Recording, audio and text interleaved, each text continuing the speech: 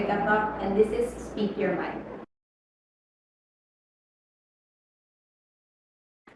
So Speak Your Mind is a platform where we talk about the lives of people with disabilities. So today, I've invited with me Leia's old teacher from Iligan City SPED Center, Miss Ana Compacion.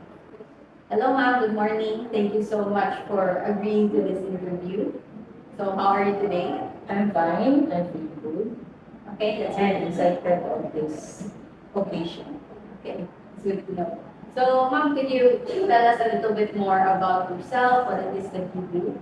So before, I taught special education here in Iligan City SPED Center. Before, we are merged with Iligan City Center School this time. Teaching children with different disabilities. Could you enumerate what these disabilities are? I taught children with autism, children who are ADHD, hyperactive children, and with intellectual disabilities. What exactly is the role of a special education teacher? The special education teacher is basically to teach them and to help them go through the learning and to cater their needs. So, Yes. what makes special education general education different? The difference is like this. And special education, we have two parts. We will say two parts. We have graded and we have non-graded. The graded would be the children with hearing impairment and the visual impaired students.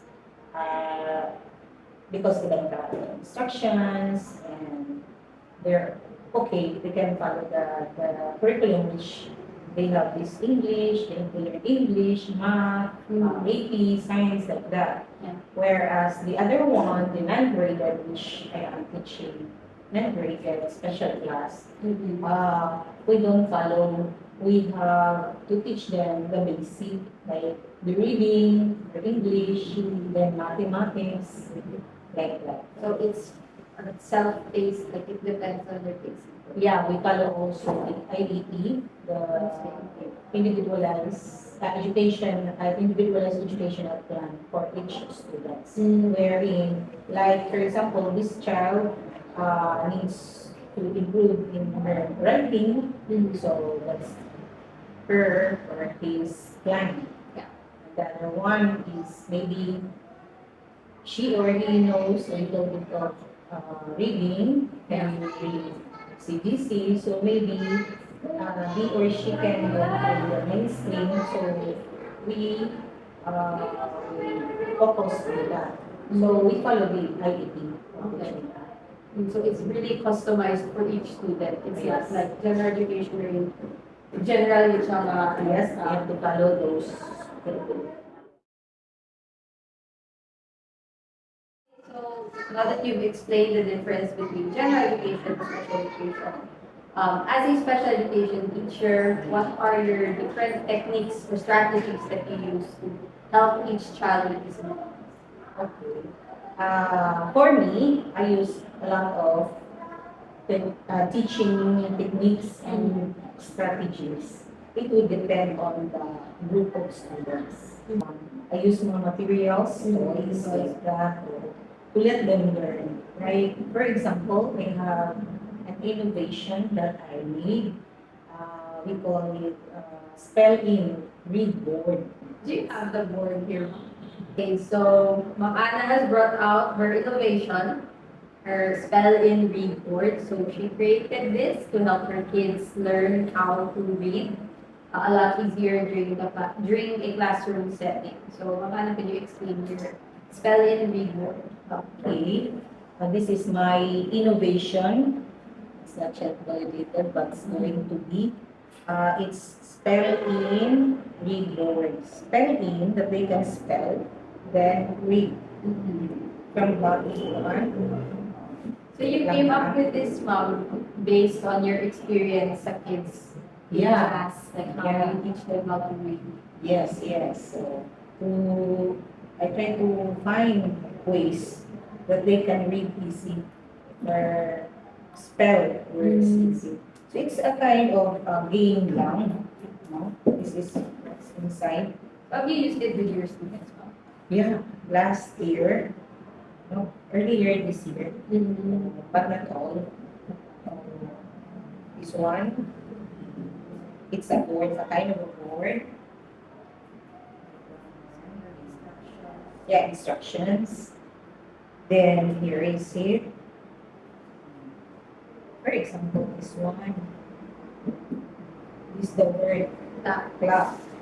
It's all action words actually. I choose action words.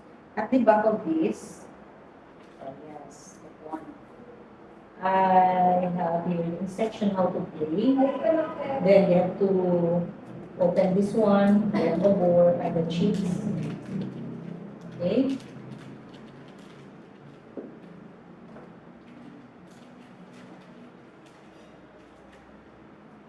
And then, yeah, we have to put this one.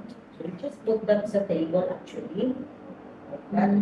Just, So just match the match the letters. letter. Okay. A, then B. Okay. Yes. So that Then way. if they can, in this way, if they can do like that, there's an instruction, they can get a score. And then after that, they have to act it out. Okay. Clap. They're able to read it, clap. So they also have to say the word Clap. Yeah, they have to say the word actually. Okay. Do it, clap. So that's clap. Nice. So they can understand, actually there's comprehension there. Yeah.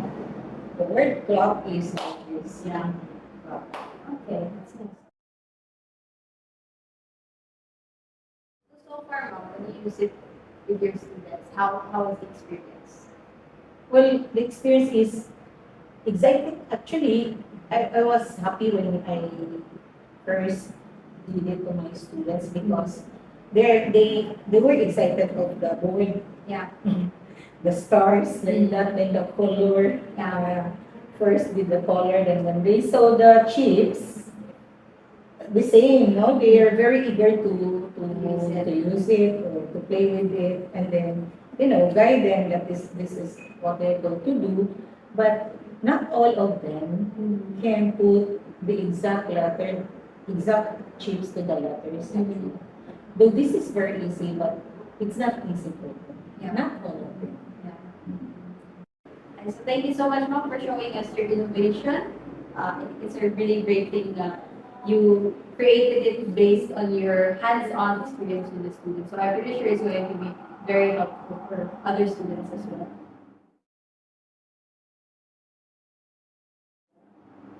So moving on, can you maybe tell me about the time when your usual techniques, your usual strategies didn't work on the student?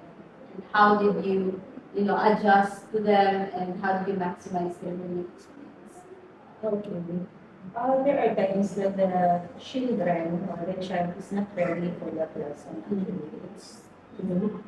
Then that's the time actually that we can, well, for me, change my strategy, change my technique or strategy, of course, and then give a little of what we call this um,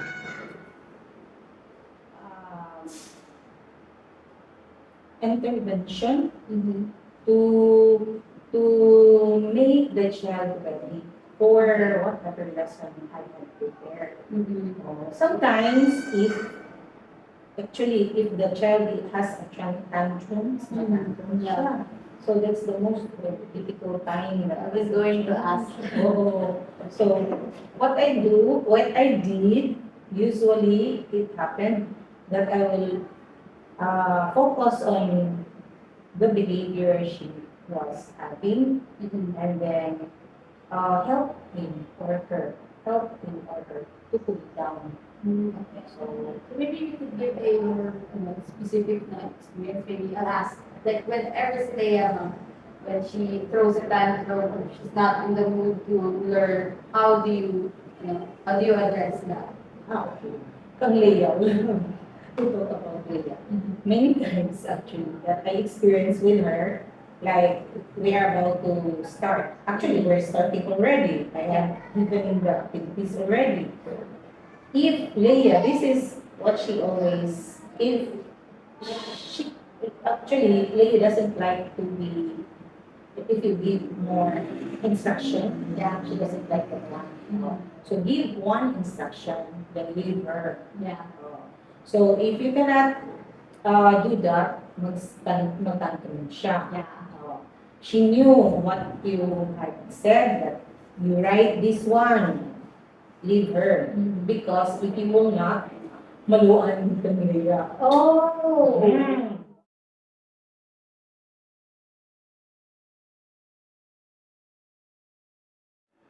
So when we've talked about the challenges and then also the most fulfilling parts of this career of yours.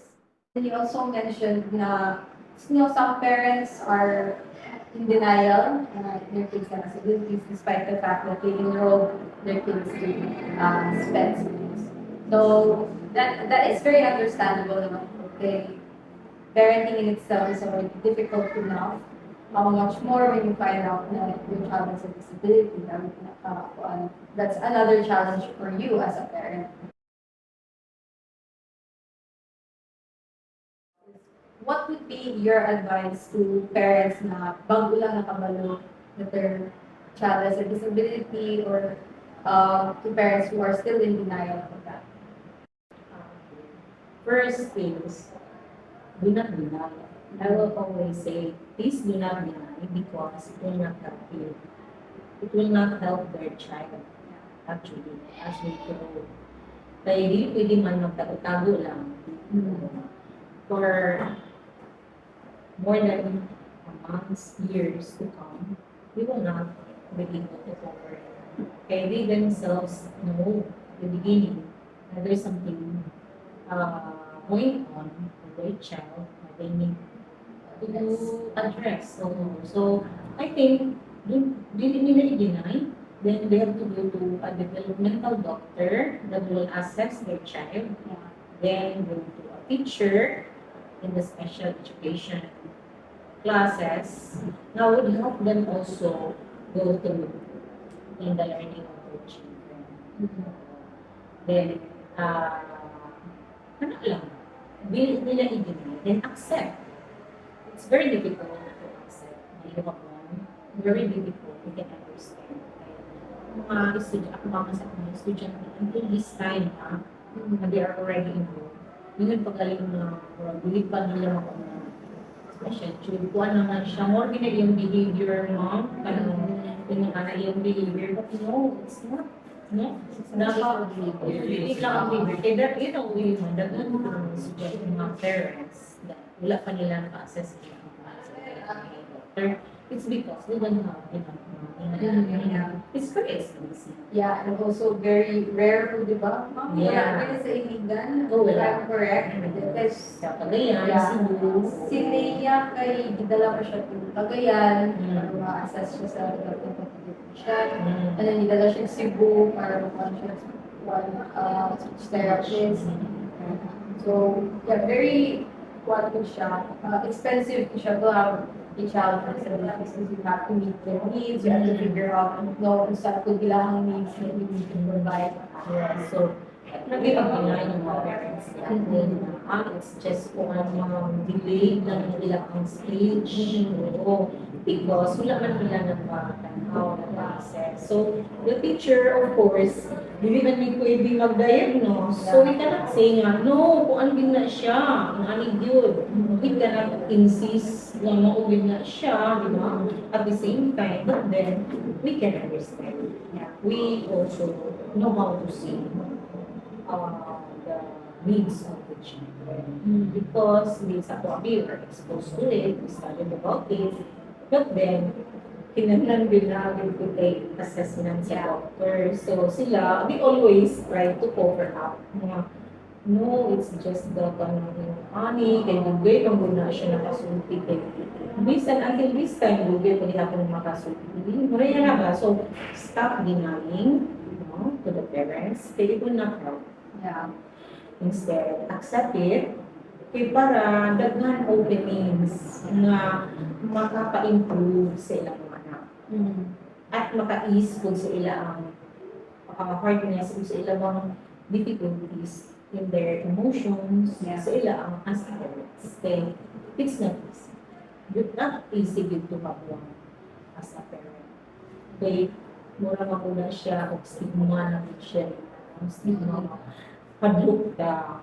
Kung na kayo isang anak ingon anak, syempre, daghan na nito sa outside society. Negative ilang tanaw, Na- develop na develop disabilities, So, kaya isa sa kong mga parents na nagsuntigil sa tuwang, na one heart talk, isa ko ang pagpananaw niya, at mo ano yung sa school, tanan mga mata, magkano sila, magawa, susunod, naglain, no? Kayo, yung anak, ilaw ka ayo. No, hindi ka dapat magawa. That is why we cater this kind of students. That is why naano hindi matag sa tuwang makatabang. Yeah, as early as possible. As early as possible. As early as possible.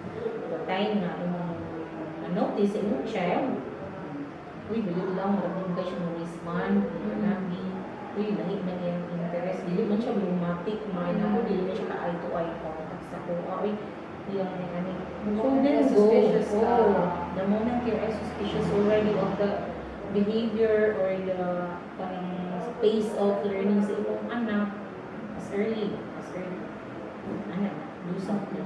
Okay, one mom, no, like it's a lot easier for kids to learn as compared to kung older na sila. Yes. This is sila tutuan. Yes, different children, different group. So, as early as possible, yun. Mm-hmm. Okay, para ma-train from a very young age, at one, yun, mabalaan sa needs, sa ilang learning patterns, ma-provide them, di ba? And then as they grow old, mas mo-develop din sila. At the same time, ang mga parents, mga kung ano nilang loads sa ilang sa ilang heart. Kaya I can understand, it's not easy. Murag na ano yung something sa imong heart, may murag break sa imong heart.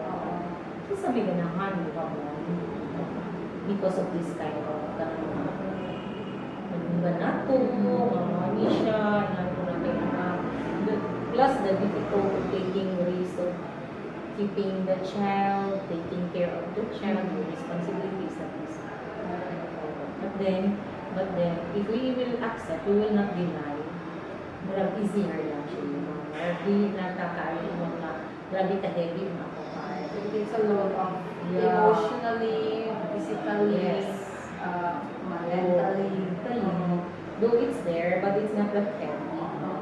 Okay, so kanang deny ka, lots of things na mo only cover din na for your self-ikaw mismo, di ka nag-accept it, the more. The effort you do cover it all out. Mm-hmm. It's just a lot better to be honest with it. Yes, to be honest with you. To be honest.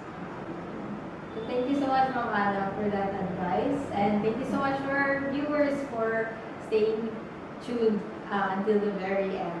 So, no, I hope that you guys were able to learn so much from Ma'am Ana, from her experience, from her career, from her expectations versus her reality as a SPED teacher, and also for all the amazing students that she has touched in their lives.